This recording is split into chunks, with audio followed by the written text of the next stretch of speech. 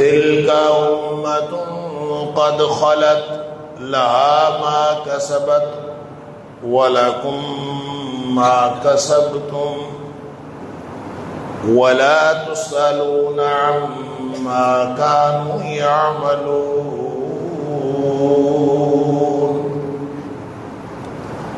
یہ امت ہے جو گزر گئی، جو کچھ انہوں نے کمائی کی وہ ان کے ساتھ ہے اور ان کے لیے ہے۔ وَلَكُمْ مَا كَسَبْتُمْ، اور تمہارے لیے وہ کچھ ہے جس کی کمائی تم نے کی۔ وَلَا تُسْأَلُونَ عَمَّا كَانُوا يَعْمَلُونَ، اور تم سے یہ بات ہرگز نہیں پوچھی جائے گی کہ وہ پہلے گزر جانے والے لوگ کیا کرتے رہے۔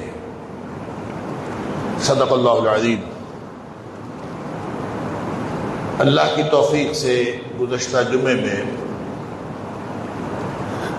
چند باتیں تاریخ کے حوالے سے عرض کی تھیں، اور تاریخ کے مطالعے کے حوالے سے جو ہمارا رویہ ہے اس حوالے سے چند باتیں گفتگو آپ کے سامنے رکھی تھی،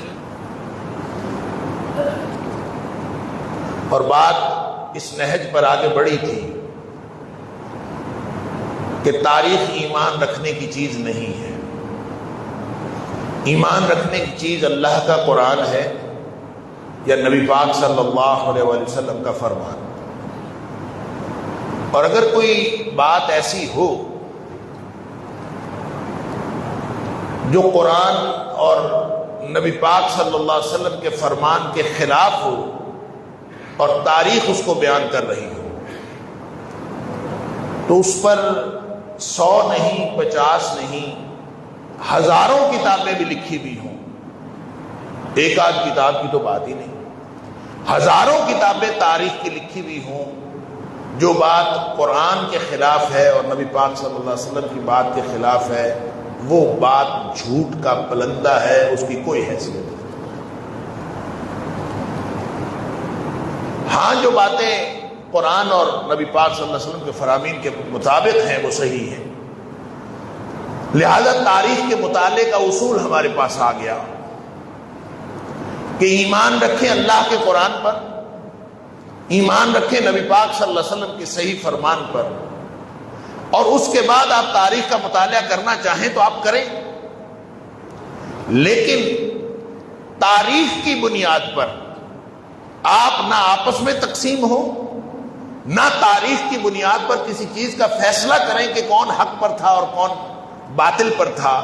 حق اور باطل کا فیصلہ کرنا اللہ کا کام ہے، ہمیں تو شکر کرنا چاہیے کہ اس فساد کے دور میں ہم نہیں تھے، وگرنہ ہمیں کسی ایک طرف ہونا پڑنا تھا، اور آج اللہ نے ہمیں یہ اتنا شاندار قانون دے دیا ہے کہ وَلَا تُسْأَلُونَ عَمَّا كَانُوا يَعْمَلُونَ، وہ کیا کرتے رہے تھے، ان میں کون حق تھا کون باطل تھا، کون صحیح تھا کون غلط تھا، یہ بات قیامت والے دن تم سے کسی نے پوچھنی ہی نہیں، لہذا تمہیں اس کے بارے میں آپس میں جھگڑا کرنے کی اور محاذ آرائی کرنے کی ضرورت کیا؟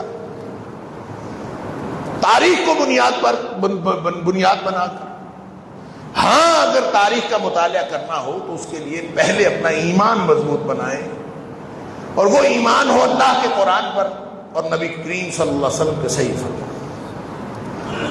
جب آپ کو یہ بات یقین ہو جائے کہ تاریخ کی کوئی بات کتاب و سنت کے مطابق ہے تو وہ صحیح، اور جو خلاف ہے وہ جھوٹ ہے۔ اس لیے کہ تاریخ ایمان رکھنے کی چیز نہیں ہے، اللہ کا قرآن اور نبی پاک صلی اللہ علیہ وسلم کا فرمان وہ ایمان رکھنے کی چیز۔ اور اگر کوئی چیز ایسی ہے تاریخ میں جو نہ تو قرآن و حدیث کے مطابق ہے اور نہ ہی خلاف ہے، تو اس کے صحیح ہونے کے بھی اتنے ہی چانسز ہیں جتنے غلط ہونے کے چانسز ہیں۔ اس لیے آپ کو اختیار ہے کہ آپ اس میں سے کوئی بھی نقطہ نظر رکھنا چاہیں تو رکھ سکتے ہیں، اگر کتاب و سنت کے اندر اس کے بارے میں کوئی رہنمائی نہیں دی گئی۔ لہذا جب ہم اس اصول کے تحت قرآن کا یعنی قرآن اور نبی پاک صلی اللہ علیہ وسلم کے صحیح فرمان پر ایمان رکھتے ہوئے جب ہم تاریخ کا مطالعہ کرتے ہیں تو تاریخ خود ہمیں بتا دیتی ہے جگہ جگہ پہ کہ میں نے کہاں جھوٹ بولا ہے اور کہاں سچ۔ اس لیے کہ آپ کو قرآن کی بات پر ایمان ہونا چاہیے. مثلا قرآن نے کہہ دیا، میں نے گزشتہ جمعے کے اختتام پر بھی عرض کیا تھا، جب قرآن نے یہ کہہ دیا کہ ایمان کے معیارات اگر دیکھنے ہوں تو ایمان کا معیار صحابہ کرام ہے رضی اللہ عنہم اجمعین. وہ ایمان کا معیار ہے. فَإِنْ آمَنُوا بِمِثْلِ مَا آمَنْتُمْ بِهِ فَقَدِ اهْتَدَوْا. قرآن کہتا ہے قیامت تک کے لیے کسی نے اگر ایمان لانا ہو، ہدایت کے راستے پر چلنا ہو، ان کو صحابہ کرام کے راستے پر چلنا پڑے گا. جب قرآن کہہ دے اولئک ھم المتقون، قرآن کہہ دے اولئک ھم الراشدون، قرآن کہہ دے اولئک ھم الصادقون، یہ سچے ہیں، یہ ہدایت یافتہ ہیں. سبحان اللہ. اور یہ ٹھیک راستے پر جانے والے ہیں. یہ وہی ہیں جنہوں نے راہ پا لی. قرآن کہے لقد رضی اللہ عن الذین، لقد رضی اللہ عن المؤمنین، اللہ انہیں اہل ایمان سے راضی ہو گیا. الذین یبایعونک تحت الشجرہ، جنہوں نے درخت کے نیچے تیرے ہاتھ پر بیعت کی تھی، اللہ ان سب سے راضی ہو گیا، اور وہ 1400 تھے. جب قرآن یہ کہے کہ والسابقون الاولون من المہاجرین والانصار، جو پہلے ایمان لانے والے ہیں، چاہے وہ مہاجر ہوں چاہے وہ انصار ہوں، والذین اتبعوہم باحسان، اور پھر ان کے پیچھے نیکی کے راستے پر ان کے پیچھے چلنے والے، صرف صحابہ نہیں، ان کے پیچھے چلنے والے بھی، ان کے پیچھے چلنے والے تابعین بھی ہیں، ان کے پیچھے چلنے والے تبع تابعین بھی ہیں، حتیٰ کہ قیامت تک جو صحابہ کے راستے پر چلے گا، قرآن نے سرٹیفکیٹ دے دیا رضی اللہ عنہم ورضوا عنہ، ان سے اللہ راضی ہو گیا، وہ اللہ سے راضی. وَأَعَدَّ لَهُمْ جَنَّاتٍ تَجْرِي تَحْتَهَا الْأَنْهَارُ، اور اللہ نے ان کے لیے نہریں جاری، ایسی جنتیں جاری کر، ایسی جنتیں تیار کر رکھی ہیں جن کے نیچے نہریں جاری ہیں. وَذَلِكَ الْفَوْزُ الْعَظِيمُ، اور یہ بہت بڑی کامیابی ہے.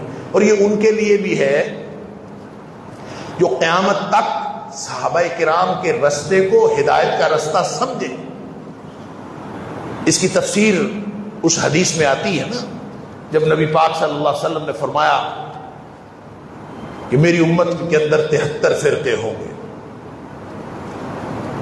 کلہم فی النار، سارے جہنمی الا واحدہ، بس ایک فرقہ، ایک گروہ وہ جنت میں جائے، باقی سارے جہنمی. کتنی خوفناک بات. صحابہ کرام نے عرض کیا اللہ کے رسول صلی اللہ علیہ وسلم کی نشانی بتا دیجیے، وہ کون لوگ ہیں؟ آپ نے فرمایا ما انا علیہ واصحابی، جو قیامت تک میرے اور میرے صحابہ کے طریقے پر ہوں گے وہ جنت پر جانے والے ہیں، میرے اور میرے صحابہ کے راستے پر جانے والے ہیں. اور قرآن نے کہہ دیا والذین اتبعوہم باحسان، قرآن نے کہہ دیا فَإِنْ آمَنُوا بِمِثْلِ مَا آمَنْتُمْ بِهِ فَقَدِ اهْتَدَوْا. اسی کی تفسیر حدیث کی استنادی حیثیت میں اگرچہ فرق بھی ہو تو قرآن یہ مفہوم بیان کر رہا ہے. حدیث کا یہ مفہوم قرآن سے ثابت ہے کہ جو صحابہ کے راستے پر چلے گا وہی کامیاب ہوگا. لہذا تاریخ آپ کو بتائے کہ صحابہ کرام نعوذ باللہ من ذالک بے ایمان تھے، تاریخ آپ کو بتائے کہ صحابہ ایک دوسرے کے دشمن تھے، نعوذ باللہ من ذالک، تاریخ آپ کو بتائے کہ صحابہ اندر سے بڑے لالچی تھے، وہ دنیا دار تھے، وہ ایک دوسرے کو دھوکہ دینے والے تھے، انہوں نے ایک دوسرے کو دھوکہ دیا. تاریخ اس طرح کی جتنی بھی سٹیٹمنٹس تھے، جتنے بھی بیانات تھے، وہ ایک کتاب نہیں، میں نے عرض کیا ہزاروں کتابیں بھی ہوں تو ان کو پاؤں کی ٹھوکر پر رکھنا ہے، ان کی کوئی حیثیت نہیں، اس لیے کہ اللہ کے قرآن نے بتا دیا. تاریخ کے مطالعے کی ہمارے پاس اس کے علاوہ اور کوئی طریقہ نہیں ہے تاریخ کے مطالعے. جب آپ اس اعتبار سے اس تاریخی سانحے کی بات کرتے ہیں جس کو واقعہ کربلا کہا جاتا ہے، جب آپ اس کو دیکھتے ہیں وہاں حضرت حسین رضی اللہ تعالیٰ عنہ نواسہ رسول شہید ہوئے ہیں، اور وہ نواسہ رسول جن سے نبی اکرم صلی اللہ علیہ وسلم کو مشابہت بھی تھی اور محبت بھی تھی. اتنی محبت سبحان اللہ. کہ خطبہ جمعہ دے رہے ہیں اور حسنین کریمین ادھر سے آئے ہیں، سرخ رنگ کی قمیصیں پہنی ہوئی ہیں، قمیصیں ذرا لمبی ہیں، پاؤں اٹک رہے ہیں، بچے گرتے ہوئے آ رہے ہیں. نبی کریم صلی اللہ علیہ وسلم نے خطبہ روک دیا اور اتر کے جا کے پہلے بچوں کو اٹھایا، پھر آ کے خطبہ شروع کیا. پھر دعا کی، اللہم انی احبہما، اللہ میں ان دونوں سے محبت کرتا ہوں، فاحبہما، اللہ تو بھی ان دونوں سے محبت کر. اور ایک روایت میں آتا ہے اللہ تو ان سے بھی محبت کر جو ان سے محبت کرتے. لہذا حضرت حسین رضی اللہ تعالیٰ عنہ کے ساتھ محبت، حضرت حسن رضی اللہ تعالیٰ عنہ کے ساتھ محبت. اور جب ہم ان دونوں حسنین کریمین کی بات کرتے ہیں تو حسن پہلے ہیں، حسین بعد میں ہے. جہاں کہیں تذکرہ ہوا حسن کا پہلے تذکرہ ہے، حسین کا بعد. وہ بڑے جو ہیں، جب نبی پاک صلی اللہ علیہ وسلم نے فرمایا کہ یہ جنت کے نوجوانوں کے سردار ہیں، تو وہاں بھی پہلے حسن کا نام لیا پھر حسین کا. الحسن والحسین، الحسن والحسین، پہلے حسن ہے پھر حسین ہے. دونوں کی محبت ایمان کا حصہ نہیں، دونوں کی محبت عین ایمان ہے. لہذا وہاں نبی پاک صلی اللہ علیہ وسلم فرماتے ہیں الحسن والحسین سیدہ شباب اہل الجنہ، یہ جنت کے نوجوانوں کے سردار ہوں گے یہ دونوں بچے. سبحان اللہ.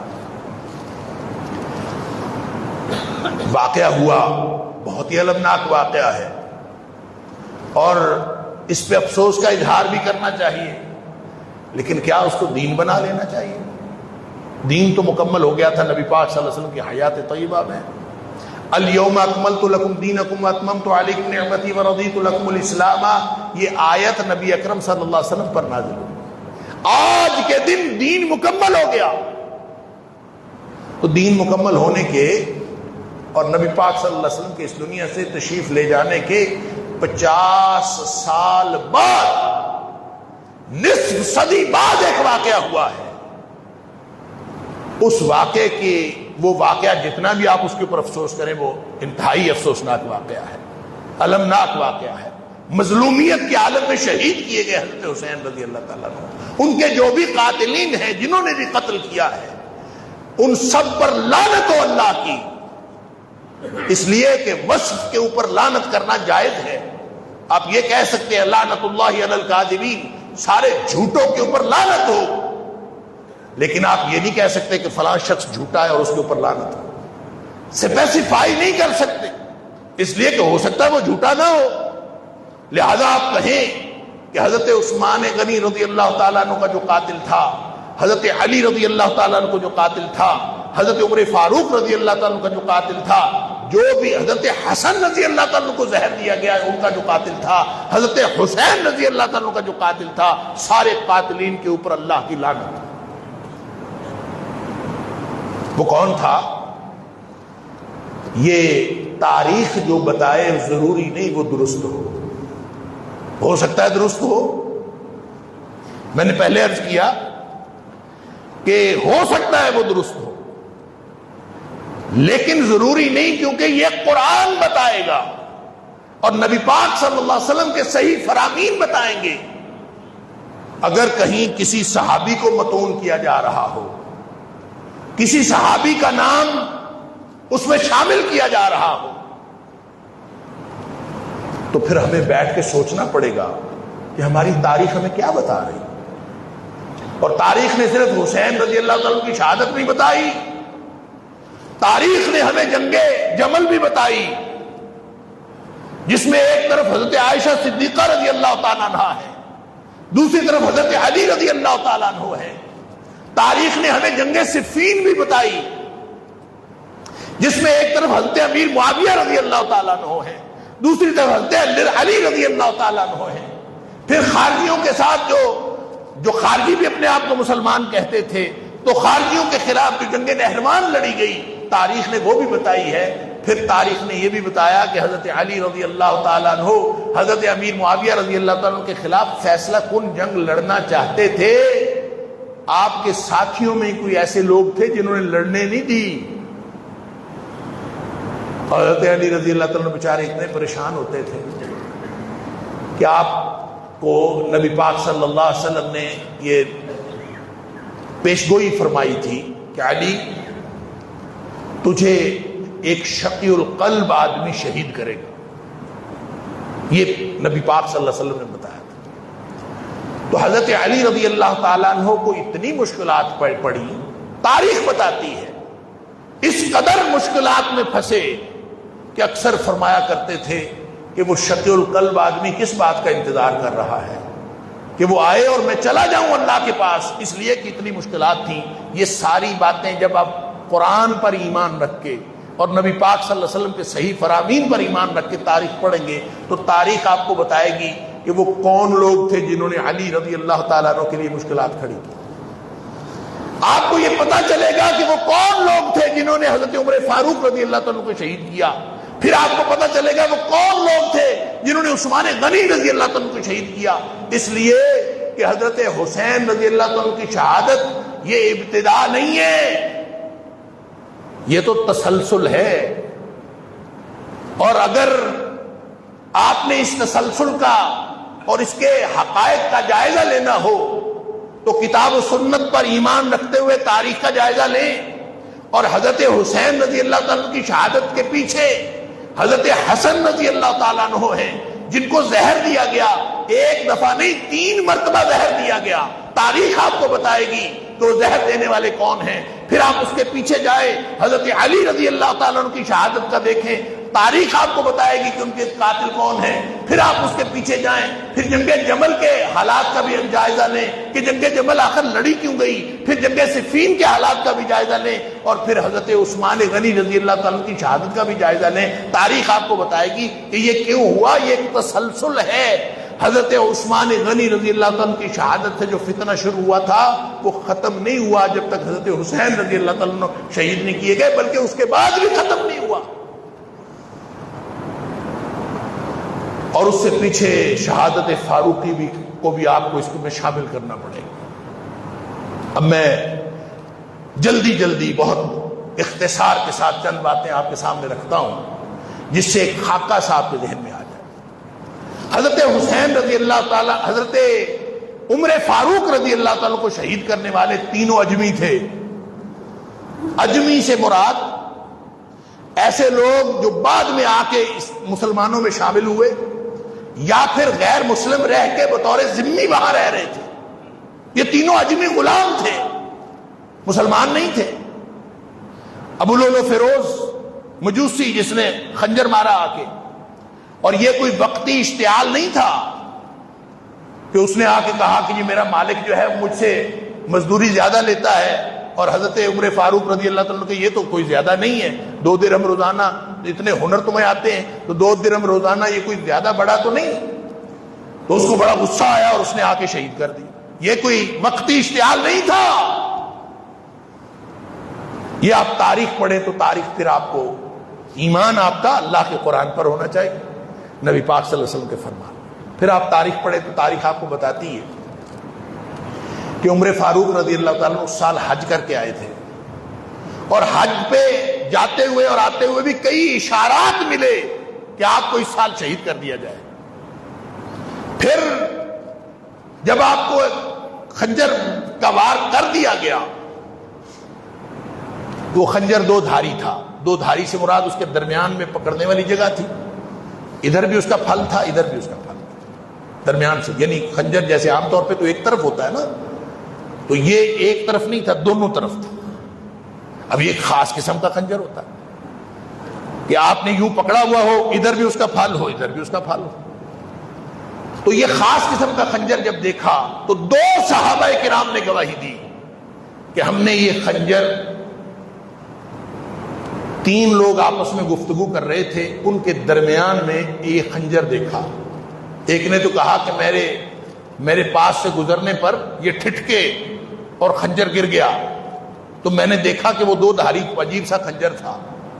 اور ایک نے کہا کہ میں نے یہ خنجر ابو لولو فیروز کے ہاتھ میں دیکھا، میں نے پوچھا یہ خنجر لے کے کیا باتیں کر رہے ہو؟ تو اس نے کہا ہم اس سے گوشت کاٹنے کا کوئی پروگرام بنا رہے ہیں۔ خنجر وہی تھا جس سے حضرت عمر فاروق رضی اللہ عنہ کو کے اوپر ضرب لگائی گئی. ابو لولو فیروز مجوسی نے ان کے اوپر حملہ کرنے کے بعد اپنے آپ کو مار لیا, خود تو مر گیا. باقی دو لوگ کون تھے؟ ایک ہرمزان تھا, ایک جفینہ تھا. یہ بھی دونوں اجمی غلام تھے. ابھی تینوں نے مل کے کوئی سازش کی تھی. ان کے پیچھے کون تھا؟ کس نے ان کو بھیجا تھا؟ کس نے کہا تھا جا کے عمر فاروق رضی اللہ عنہ کو شہید کرے؟ یہ ایک بڑی لمبی سازش پکڑی جا سکتی تھی اگر باقی دو زندہ رہنے والے غلاموں سے تفتیش کی جاتی. لیکن عبید اللہ بن عمر رضی اللہ تعالیٰ عنہ حضرت عمر فاروق کے چھوٹے بیٹے, جو ہی انہوں نے سنا کہ اچھا یہ خنجر ان تینوں کے پاس تھا اور تینوں کی کوئی پلاننگ ہے اس میں, بس ان کو غصہ آیا اور جا کے انہوں نے ہرمزان اور جفینہ دونوں کو قتل کر دیا. ابو لولو فیروز پہلے خود اس نے مار لیا تھا اپنے آپ, اور جو رہ گئے تھے دونوں ہرمزان اور جفینہ ان کو جا کے عبید اللہ بن عمر نے قتل کر دیا. چار قصہ ختم ہو گیا, سارے ثبوت ہی ختم ہو گئے. اس پر حضرت عمر فاروق رضی اللہ تعالیٰ عنہ چونکہ اس وقت تک ابھی زندہ تھے اور عبید اللہ بن عمر گرفتار ہو گئے, اور انہوں نے کہا کہ جو میرے بعد خلیفہ آئے گا وہ اس کا فیصلہ کرے. اب اس کے بعد خلیفہ آئے عثمان غنی رضی اللہ تعالیٰ. عثمان غنی رضی اللہ تعالیٰ عنہ نے فیصلہ یہ کیا کہ عبید اللہ بن عمر نے ہرمزان اور جفینہ کو قتل کیا ہے, اس کی دیت میں اپنی جیب سے دیتا ہوں. اپنی جیب سے دیت دے دی ان کے ورثاء کو, اور عبید اللہ بن عمر کو دیت کے نتیجے میں معاف کر دیا, اور ورثاء نے معاف کر دیا. قصہ ختم. کسی نے تحقیق نہیں کی کہ عمر فاروق رضی اللہ تعالیٰ عنہ کو شہید کرنے کے پیچھے جو سازش تھی وہ کہاں سے شروع ہوئی, کس نے ان تینوں کو بھیجا تھا, کس نے ان تینوں کی ڈیوٹی لگائی تھی کہ انہوں نے حضرت عمر فاروق رضی اللہ عنہ کو شہید کرنے کے لیے.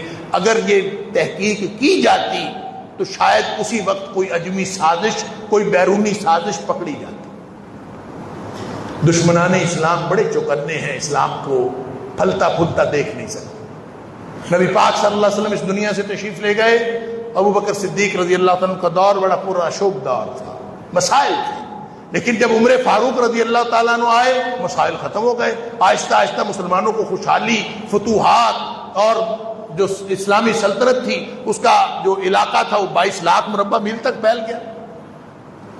دشمنان اسلام کا یہ خیال تھا, اور یہ تاریخ آپ کو بتا دے گی اگر آپ کا ایمان کتاب و سنت پر ہو. دشمنان اسلام کا خیال تھا کہ شاید مسلمانوں کی ساری خوشحالی عمر کی ذات کی وجہ سے ہے, شاید ساری فتوحات عمر کی ذات کی وجہ سے ہے, اس لیے کہ اللہ نے ان کو بے شمار صلاحیتیں دی تھیں, اور اتنی صلاحیتیں, انتظام سلطنت الگ, ایک بطور سپہ سالار الگ, ہر طرح کی صلاحیتیں. کیونکہ نبی جو ہے, نبی جو ہوتا ہے نا وہ ہمہ جہت شخصیت ہوتا ہے, نبی ہمہ جہت شخصیت ہوتا ہے. عمر نبی نہیں تھے, عمر امتی تھے, لیکن نبی پاک صلی اللہ علیہ وسلم نے ان کو خراج تحسین پیش کیا یہ فرما کے کہ اگر میرے بعد کوئی نبی ہوتا تو عمر ہوتے. یہ خراج تحسین بتاتا ہے کہ صلاحیتوں کے اعتبار سے عمر کے اندر وہ صلاحیتیں موجود تھیں, لیکن اس کے بعد ولاکن لا نبی آبادی, میرے بعد چونکہ نبی ہونا کوئی نہیں اس لیے عمر امتی ہیں, عمر امتی ہیں, عمر نبی نہیں ہے. لیکن ان کی صلاحیتیں اتنی تھی کہ دشمنان اسلام یہ سمجھتے تھے کہ ان کو راستے سے ہٹا دیں گے تو مسلمان سارے انتشار کا شکار ہو جائیں. لہذا سازش کی گئی, عمر فاروق رضی اللہ عنہ کو شہید کر دیا گیا. مسلمانوں نے اس کے بعد عثمان غنی رضی اللہ عنہ کو اپنا خلیفہ بنایا. فتوحات پہلے سے بھی زیادہ ہونے شروع ہو گئی. عمر فاروق رضی اللہ تعالیٰ عنہ کے راستے سے ہٹ جانے سے کوئی فرق نہیں پڑا. داخلی استحکام بھی مسلمانوں کا ویسے ہی, خارجی استحکام بھی مسلمانوں کا ویسے ہی. پھر جا کے دشمنان اسلام نے یہ بات سوچی اور سمجھی کہ مسلمانوں کو کبھی باہر بیٹھ کے نقصان نہیں پہنچایا جا سکتا. جب تک ان کے اندر گھس کے ان کے اندر انتشار پیدا نہ کیا جائے اس وقت تک باہر سے نقصان نہیں پہنچایا جا سکتا. یہی وجہ ہے کہ ہم کہتے ہیں کہ جتنی جنگیں مسلمانوں نے ہاری ہیں, جتنی مسلمانوں کا نقصان تاریخ میں آج تک ہوا ہے, کنڈی ہمیشہ اندر سے کھلی ہے، باہر سے نہیں کھلی. کسی نے کبھی باہر سے آ کے نقصان نہیں پہنچایا. لہذا ایک شخص اٹھا، عبداللہ بن سبا ابن سودا کے نام سے، وہ اٹھا. یہ کون تھا؟ اس کا پس منظر کیا تھا؟ بعض کہتے ہیں یہودی تھا یمن کا، اس نے اسلام کا لبادہ اڑا. بعض کہتے ہیں مجوسی تھا، جو کوئی بھی تھا مسلمان نہیں تھا. یہ کئی سال مدینہ میں رہا ہے، اور مدینہ میں رہ کے اس نے پورا آبزرو کیا، اور پیچھے کنیکشن کہاں تھا کیسر و کسرا کے ساتھ، دشمنان اسلام کے ساتھ، کہاں کہاں ان کے ڈانڈے ملتے تھے واللہ عالم. لیکن اس نے بیٹھ کے جو سبائی تحریک شروع کی ہے، وہ تحریک شروع ہی اس وجہ سے کی ہے کہ اس نے یہ نتیجہ نکالا تھا کہ مسلمانوں کو کبھی باہر بیٹھ کے نقصان نہیں پہنچایا جا سکتا، اسلام کا لبادہ اوڑھنا پڑے گا، اندر بیٹھ کے نقصان پہنچایا جا سکتا. لہذا اس نے ایک سبائی تحریک شروع کی. اب وہ تحریک شروع کرنے کے لیے اس کو مدینہ کی فضا راس نہیں آ سکتی تھی، اس لیے کہ وہاں وہ تھوڑی سی بھی حرکت کرتا پکڑا جاتا فوراً. لہذا سب سے پہلے، اب یہ غور سے سنیے اور جا کے تاریخ سے کنفرم کیجیے، تاریخ کی کتابیں پڑھیے. سب سے پہلے ابن سبا نے حضرت عثمان غنی رضی اللہ تعالیٰ کے دور میں جو اپنی سرگرمیوں کا آغاز کیا ہے وہ کوفہ سے کیا. جا کے کوفہ کو اپنا مرکز بنایا، کوفہ میں رہا. جب وہاں کے والی کو پتہ چل گیا کہ یہاں پہ کچھ سازشیں ہو رہی ہیں، انہوں نے وہاں سے اس کو نکال دیا. پھر بصرہ چلا گیا، بصرہ میں جا کے اس نے اپنی سوسائٹی کو اور سبائی گروہ کو منظم کیا. پھر وہاں سے نکال دیا گیا. پھر شام چلا گیا، وہاں جا کے امیر معاویہ رضی اللہ تعالی نے وہاں سے بھی نکال دیا. وہاں سے گیا، پھر یہ مصر گیا ہے. لہذا یہ چاروں اس کے بڑے بڑے سینٹرز بن گئے تھے، مراکز بن گئے تھے سبائی گروہ. روز کوئی نہ کوئی خطوط آ جاتے، مدینہ میں خط آ جاتے کہ حالات بڑے خراب ہیں، یہ ہو گیا، فلاں ہو گیا، سنسنی پھیلا دی گئی. حضرت عثمان غنی رضی اللہ تعالیٰ کے خلاف ایک ایسا طوفان بدتمیزی برپا کر دیا ہے، اس کی لمبی داستان ہے. میں صرف حسین رضی اللہ تعالیٰ کی شہادت کے ساتھ اس کو ریلیٹ کرنے کے لیے آپ سے عرض کرنا چاہتا ہوں کہ دشمنان اسلام نے فتنہ سبائیت کے نام سے جو فتنے کا آغاز کیا تھا، وہ کہاں سے کیا تھا؟ کوفہ سے. یہ وہی کوفہ ہے جہاں حضرت حسین رضی اللہ تعالیٰ کو، جہاں سے حضرت حسین رضی اللہ تعالیٰ کو خطوط جاتے تھے. اب سب سے پہلی جو عملی جو اقدام ہوا ہے، سب سے پہلا عملی اقدام 34 ہجری میں حضرت عثمان غنی رضی اللہ تعالیٰ کے خلاف، وہ بھی کوفہ سے ہوا. ایک شخص تھا یزید بن قیس، وہ وہاں سے ایک گروپ لے کے مدینہ پر چڑھائی کرنے کے لیے نکل گیا. راستے میں پکڑا گیا، صحابہ کچھ راستے میں تھے، انہوں نے پکڑ لیا. کدھر جا رہے؟ کہتے جی مدینے جا رہا. اب اس نے جھوٹ بولا، جا تو رہا تھا عثمان غنی رضی اللہ عنہ کی معزولی کے لیے، مشن تو ان کو یہ تھا، لیکن اس نے جھوٹ بولا. اس نے کہا نہیں جی، ہم جو والی کوفہ ہے اس کو تبدیل کروانا چاہتے ہیں. کوفہ کے والی سعید بن الاس تھے یا جو بھی تھے، ان کو ہم تبدیل کروانا چاہتے ہیں، ہم اس کے لیے جا رہے ہیں.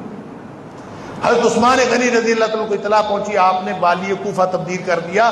حالانکہ وہ تبدیل نہیں کرنا چاہیے تھا، کیونکہ ان کا پروگرام، ان کا کوئی مطالبہ نہیں تھا. ان کا مطالبہ یہ بھی نہیں تھا کہ والی کوفہ تبدیل کر دیا جائے. اصل میں ان کا ایک ہی مشن تھا، اور وہ یہ تھا کہ امت مسلمہ کے اندر انتشار پیدا کیا جائے، ان کے اتحاد کو پارا پارا کیا جائے، ان کو آپس میں لڑوایا جائے. اور عثمان غنی رضی اللہ تعالیٰ کے خلاف اس قدر، آپ تاریخ پڑھیے، تاریخ میں یہ بھی لکھا ہے کہ عثمان غنی رضی اللہ تعالیٰ نے عمال کو بلایا. مسئلہ کیا ہے؟ بتاؤ کیا مسئلہ ہے؟ مسئلہ کوئی نہیں. آپ نے تحقیقاتی کمیشن بھیجے، جا کے پتہ کر کے آئے حالات خراب کیوں ہیں. تحقیقاتی کمیشن آ کے واپس بتائیں حالات خراب کوئی نہیں ہے. لیکن خطوط، روز اتنے خطوط آتے تھے، حالات خراب ہے، یہ ہو گیا، فلاں ہو گیا. اللہ، میں نے عرض کیا تاریخ ہے نا، تاریخ لکھنے والا جو بھی لکھ دے. آج یہاں بیٹھا آپ بھی اگر تاریخ لکھنا چاہیں تو لکھ دیں، کوئی نہیں پوچھے گا آپ کو۔ اللہ اکبر۔ ایک اسلوب ہے لکھنے کا حدیث۔ آپ کے ذہن میں یہ سوال پیدا ہو رہا ہوگا، اور خاص طور پہ جو لوگ حدیث کے علم سے واقف نہیں ہیں ان کو یہ سوال پیدا ہوتا ہے کہ تاریخ اگر گزشتہ دور کی لکھی جائے اور حدیث اگر گزشتہ دور کی لکھی جائے تو دونوں میں کیا فرق ہے؟ حدیث بھی تو مدون ہوئی ہے 3 صدی ہجری میں، اس سے پہلے لکھی گئی تھی، لیکن جو کتابیں لکھی گئی ہیں جو مدون ہوئی ہے وہ تو 3 صدی ہجری میں ہوئی۔ سن لیجئے، حدیث لکھنے کا جو اصول ہے نا، جن کو ہم اصول حدیث کہتے ہیں، وہ یہ ہے کہ جو کتاب لکھنے والا آدمی ہے نا، امام بخاری ہے یا امام مسلم ہے، امام ترمذی ہے، جو بھی ہے، جس نے کتاب لکھی ہے حدیث کی، اس سے لے کر نبی اکرم صلی اللہ علیہ وسلم تک جتنے واسطے ہیں نا، وہ کہتے ہیں میں نے فلاں سے سنی، اس نے فلاں سے سنی، اس نے فلاں سے سنی، اس نے نبی پاک صلی اللہ علیہ وسلم سے سنی۔ یہ جتنے واسطے ہیں وہ ذکر کرتا ہے، اور صرف ذکر نہیں کرتا، پھر ان کے حالات زندگی پتہ کیے جاتے ہیں۔ جتنے لوگ حدیث بیان کرنے کی اس چین آف نیریٹرز میں موجود ہیں، ہر ایک کے حالات زندگی پتہ کیے جاتے ہیں، اور ان کے، اس کو کہتے ہیں اسماء الرجال کا فن۔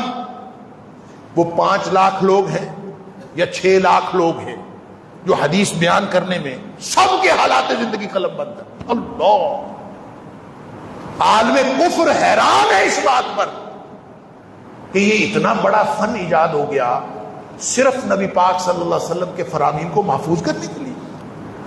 اور جب آپ کہتے ہیں نا، اور اگر کسی شخص کے حالات زندگی پتہ کیے، اس کی زندگی میں کسی معاملے میں کوئی جھوٹ ثابت ہو گیا، کس نے کبھی جھوٹ بولا تھا، محدثین اس کو کذاب لکھ دیتے ہیں، یہ جھوٹا ہے، چاہے اس نے حدیث کے بارے میں جھوٹ نہ بولا ہو، کسی اور بارے میں جھوٹ بولا ہو، ایک جھوٹ ثابت ہو جائے یہ اس سے حدیث نہیں لیتے کہ وہ جھوٹا ہے۔ اور امام بخاری اور امام مسلم کی جو الجامع الصحیح ہے، الجامع الصحیح امام بخاری کی اور الجامع الصحیح امام مسلم کی، یہ دونوں صحیح ہیں، دونوں صحیح ترین کتابیں ہیں، دونوں کی روایت کو متفق علیہ روایت کہا جاتا ہے۔ تو آپ کو معلوم ہے دونوں صحیح ہیں، لیکن پہلا نمبر کس کا ہے؟ مرتبے کے اعتبار سے پہلے نمبر پہ کون سی کتاب ہے؟ امام بخاری کی الجامع الصحیح۔ کیوں؟ اس لیے وہی جو میں اصول حدیث کی بات کر رہا ہوں، وہ جو اصول ہیں سارے اصول امام بخاری کے اور امام مسلم کے ایک جیسے ہیں۔ اس طرح کے راوی ہوں، عادل ضابط ہوں، صحیح، ان کے پوری صحت کے ساتھ ہر چیز کا خیال رکھا ہے، لیکن ایک اصول ایسا ہے جو امام بخاری کا اصول امام مسلم کے اصول سے زیادہ بہتر ہے۔ وہ اصول پتہ کیا، جس کی وجہ سے اس کو پہلے نمبر پر قرار دیا جاتا ہے؟ وہ اصول پتہ کیا ہے کہ کسی ایک نے کہا کہ میں نے فلاں سے حدیث سنی، اس نے آگے فلاں سے سنی، اب ان دونوں کے حالات زندگی پتہ کیے گئے، حالات زندگی پتہ کرنے سے پتہ چلا کہ ان دونوں کی تو آپس میں کوئی ملاقات ثابت نہیں ہے۔ یہ تو پتہ چلتا ہے کہ دونوں ایک ہی وقت میں لاہور میں یا فلاں بستی میں موجود تھے، ایک ہی سال میں، ایک ہی جگہ پر، ایک ہی بستی میں دونوں موجود تھے، لیکن حالات زندگی میں کوئی واقعہ ایک بھی ایسا نہیں ملتا کہ ان کی آپس میں ملاقات ہوئی ہو۔ تو امام مسلم کہتے ہیں کہ چونکہ دونوں مسلمان ہیں، عادل و ضابط راوی ہیں، ثقہ راوی ہیں، اور آپس میں اگر ان کی ملاقات نہیں بھی ثابت ہوئی تو جب ایک بستی میں ایک ہی وقت میں رہتے تھے تو پکی بات ہے نمازیں اکٹھے پڑھتے ہوں گے، مسجد میں جاتے ہوں گے، وہ کوئی ہماری طرح کے مسلمان تھوڑی تھے کہ مسجد میں جاتے ہی نہ ہوں۔ تو ان کی ملاقات تو یقینی ہو گئی کہ ایک بستی میں رہتے تھے تو ملاقات یقینی ہے، لہذا ہم اثر ہونا کسی ایک راوی کو جب وہ کہتا ہے کہ میں نے دوسرے سے حدیث لی ہے تو دونوں کا ہم اثر ہونا کافی ہے۔ امام بخاری کہتے ہیں کہ نہیں، جب تک ملاقات ثابت نہ ہو اس وقت تک حدیث نہیں لیتے۔ اندازہ کیا کہ کتنی احتیاط ہے. لیکن مورخین کے ہاں کیا ہے؟ مورخین کے ہاں یہ ہے کہ آپ یہاں بیٹھے واقعات لکھتے جائیں، پرانے 10 سال پرانے، 20 سال پرانے، 50 سال پرانے واقعات لکھتے جائیں، آپ کو کوئی نہیں پوچھے گا. آپ ایسے لکھتے جائیں جیسے آپ خود دیکھ رہے ہیں. اس کی مثال میں اکثر دیا کرتا ہوں. وہ مثال یہ ہے کہ واقعہ کربلا کے حوالے سے جتنی تفصیلات ہیں، کہاں بیٹھے، کہاں سے اٹھے، کہاں سے نکلے، کس طرح سے لشکر آیا، کس نے آ کے کیا کیا، یہ جو جتنی تفصیلات ہیں یہ ایک کتاب سے ملتی ہیں. ویسے تو 2 کتابیں ہیں، ایک صحیفہ کربلا ہے اور ایک مقتل حسین. بنیادی کتاب جو ہے مقتل حسین. اسی مقتل حسین کی جتنی روایات ہیں، ویسے تو آج بھی آپ دیکھیں تو بہت سارے ذاکرین جو ہیں وہ مقتل حسین کا حوالہ بھی دیتے ہیں، اور ان کی بہت ساری روایات جو ہیں وہ علامہ طبری نے اور ابن اسیر نے اپنی جو ان کی تاریخ کی کتابیں ہیں، الکامل فی التاریخ اور تاریخ رسل والملوک، اس کے اندر انہوں نے ان پر اعتبار کیا ہے جو مقتل حسین کی روایت. اور مقتل حسین لکھی پتہ کس نے؟ ایک شخص ہے، اس کا نام ہے ابو مخنف. لوط بن یحییٰ اس کا نام تھا، ابو مخنف اس کی کنیت تھی. اللہ اکبر، وقت ہو گیا، میں بات اپنی مکمل کرتا ہوں. اللہ کی توفیق سے انشاءاللہ اس کو اگلے جمعے میں مکمل کریں گے. کہ ابو مخنف لوط بن یحییٰ، اس نے مقتل حسین لکھی. سارے واقعہ کربلا کی منظر کشی اس نے کی ہے، کسی اور نے نہیں کی. اور یہ خود پتہ ہے اس کا سن وفات 157 ہجری ہے، 157 ہجری. اور میں اکثر اوقات کہا کرتا ہوں کہ اگر اس کی عمر 100 سال بھی ہو تو واقعہ ہوا ہے 61 ہجری میں، تو 61 ہجری میں یہ 4 سال کا ہوگا، اور 4 سال کا کوئی بچہ وہاں پہ موجود نہیں تھا کہ جس نے دیکھا ہو اور اس نے چشمدید واقعات بیان کر دیے ہوں. اللہ اکبر. اور ویسے مورخین نے لکھا ہے کہ اس کی عمر 65 برس تھی، 65 سال. تو اس کا مطلب پتہ ہے کیا ہے کہ اس کا تاریخ پیدائش کیا بنتا ہے؟ سن پیدائش 92 ہجری. تو جو 61 ہجری کا واقعہ ہے وہ 92 ہجری والے نے لکھا ہے. اور لکھتا یوں ہے کہ گھوڑا یوں اٹھا اور گھوڑا یوں گرا، اور فلاں آدمی ادھر سے آیا، فلاں آدمی ادھر سے آیا، جیسے اس نے خود ساری منظر کشی خود دیکھی ہو. اللہ کے بندے، یہاں تو دیکھا بھی ہو نا تو اگلے دن لکھنا پڑ جائے تو مصیبت پڑ جاتی. نبی اکرم صلی اللہ علیہ وسلم فرماتے ہیں جب آپ معراج سے واپس آئے، کافر سارے اکٹھے ہو کے آ گئے. نبی پاک صلی اللہ علیہ وسلم فرماتے ہیں ان میں سے بہت سارے لوگوں نے مسجد اقصی دیکھی بھی تھی. نبی پاک صلی اللہ علیہ وسلم نے اپنی عمومی زندگی میں مسجد اقصی نہیں دیکھی تھی. آپ فرماتے ہیں کہ مجھ سے مسجد اقصی کے بارے میں سوال کرنے لگے، بتاؤ اس کے دروازے کتنے ہیں، اس کی کھڑکیاں کتنی ہیں. اب یہ دروازے کھڑکیاں اپنے گنے تھوڑی ہوتے ہیں. اب نبی پاک صلی اللہ علیہ وسلم ہو کے آئے تھے وہاں سے، لیکن جو شخص ہو کے آیا ہو ضروری تو نہیں وہ کھڑکیاں دروازے. ہم روز آتے ہیں اس مسجد میں، آپ سے پوچھا جائے کہ مسجد مبارک کے حال کے دروازے کتنے ہیں تو کوئی ہم نے گن کے تھوڑی رکھے ہوئے. اس کا مطلب یہ تھوڑی ہوتا ہے کہ نہیں ہم آتے نہیں، آئے. لیکن میں عرض کر رہا ہوں کہ آپ کو لکھنا پڑ جائے تو آپ کو آ کے گننا پڑے گا، وگرنہ نہیں لکھ سکتے آپ. لیکن وہ نبی پاک صلی اللہ علیہ وسلم فرماتے ہیں مجھے دقت ہوئی ان کے سوالوں کے جواب دینے پہ. اللہ نے مسجد اقصی میرے سامنے لا کے کھڑی کر دی.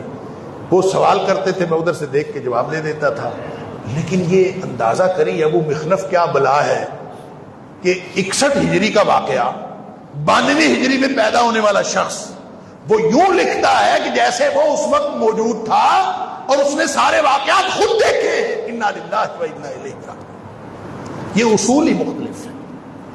اس لیے آپ کہتے ہیں کہ جو حدیث کے اصول کے اوپر نبی پاک صلی اللہ علیہ وسلم، میں نے پچھلے جمعے میں یہ کوشش کی تھی کہ یہ عرض کرنے کی کہ نبی پاک صلی اللہ علیہ وسلم کی سیرت جو ہے وہ کچھ حصہ جو ہے وہ حدیث کے اصول پر لکھا گیا، کچھ حصہ مورخین کے اصول پر ہے. اللہ تعالی ہم سب کو اس بات کی سمجھ عطا فرمائے. جب آپ تاریخ کو یہ کہتے ہیں نا واقعہ کربلا، اس طرح سے آپ تک پہنچا ہے، اس کی ڈسکرپشن اس طرح سے آپ تک پہنچی ہے، تو پھر ایمان اس پر نہ رکھیں، ایمان آپ اس بات پر رکھیں جو اللہ کا قرآن ہے اور نبی پاک صلی اللہ علیہ وسلم کا صحیح فرمان، پھر انشاءاللہ تاریخ آپ کو اپنا سارا سچ بتا دے گی اور چیزیں آہستہ آہستہ سمجھ آ جائیں گی۔ اللہ تعالیٰ مجھے اور آپ کو ہم سب کو سمجھ عطا فرمائے۔ وآخر دعوانا الحمدللہ رب العالمین۔